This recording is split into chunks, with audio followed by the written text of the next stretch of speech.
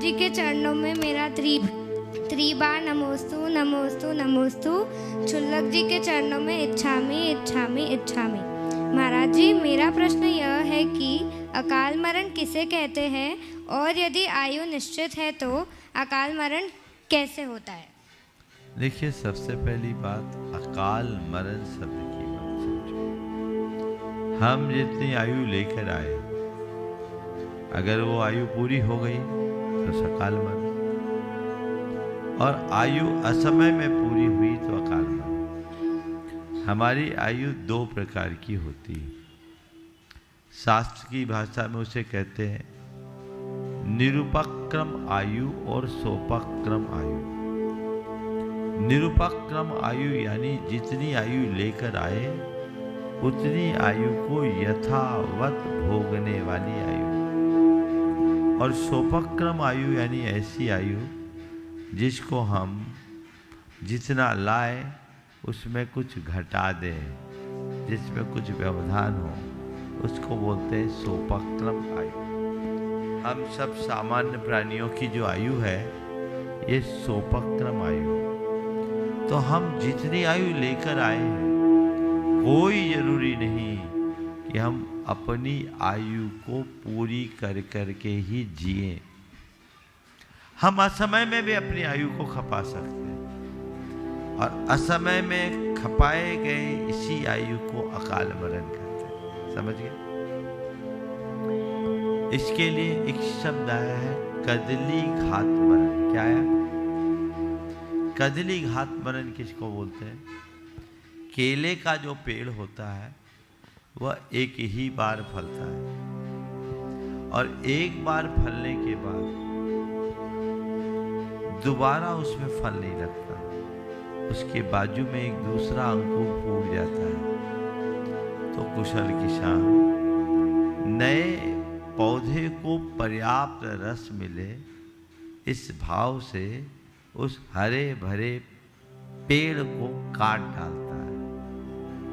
इसी को बोलते हैं कदली घात मरण। जैसे हरा भरा पेड़ असमय में कट गया, इसी तरह जिसका हरा भरा जीवन असमय में नष्ट हो जाए उसके मरण को अकाल मरण कहते हैं। समझ गए?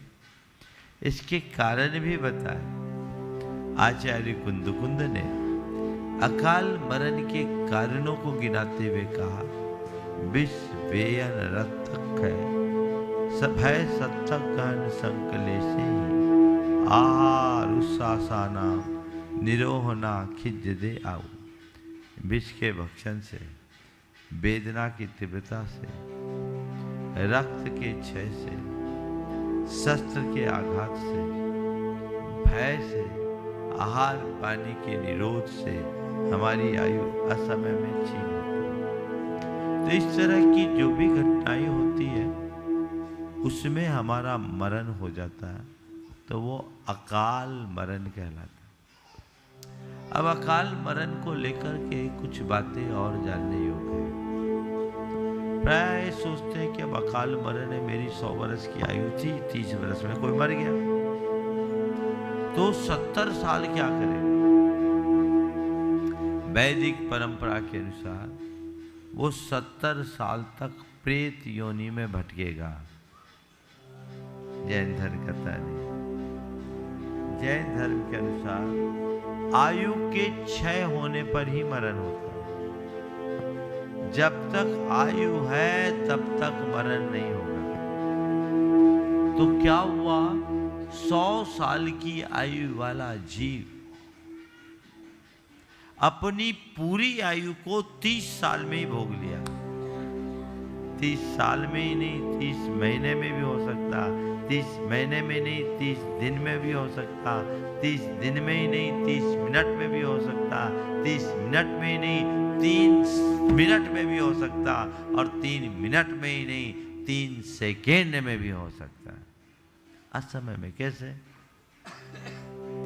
आप लोग गैस में खाना बनाती हो, 15.5 लीटर गैस होती है, इतनी होती, कम हो गई 14.5।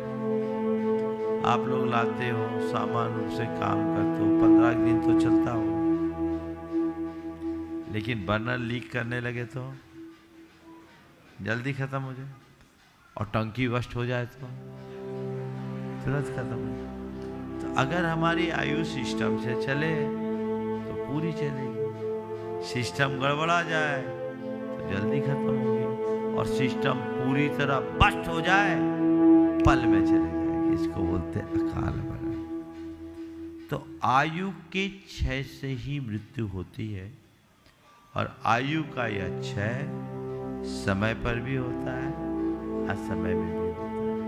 अब कोई कहे उसका अकाल में मरना ही निश्चित था, तो हम उसे अकाल मरण क्यों कहें?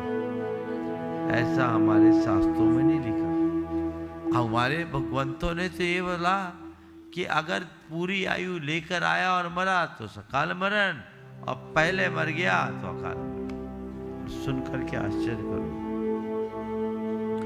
धवला में ऐसा आया है सिद्धांत ग्रंथ में कि एक जीव 1 कोटि पूर्व की आयु लेकर जन्मा।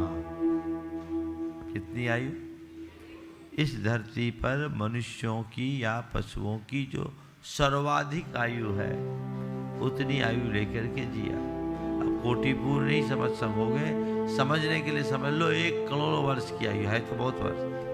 84 लाख वर्ष का एक पूर्वांग होता है, उसको 84 लाख से गुना करो तो एक पूर्व होता है, उसको 1 करोड़ वर्ष से गुना करो तो एक पूर्व कोटि होती, यानी 84 लाख गुणित 84 लाख गुणित 1 करोड़। इतनी आयु लेकर के जीने वाला जन्म लिया व्यक्ति जब आया था तो कितनी आयु लाया? 1 करोड़ पूर्व की। और ऐसा जीव कदली घात के द्वारा अपनी सारी आयु को एक अंतर मुहूर्त में भोग करके समाप्त कर सकता है, और अंतर मुहूर्त में भोग लिया और वापस उतनी आयु बांध करके मर गया। यानी 1 करोड़ पूर्व जीने वाला व्यक्ति एक अंतर मुहूर्त में मर सकता है। यही अकाल मरण। समझ गए?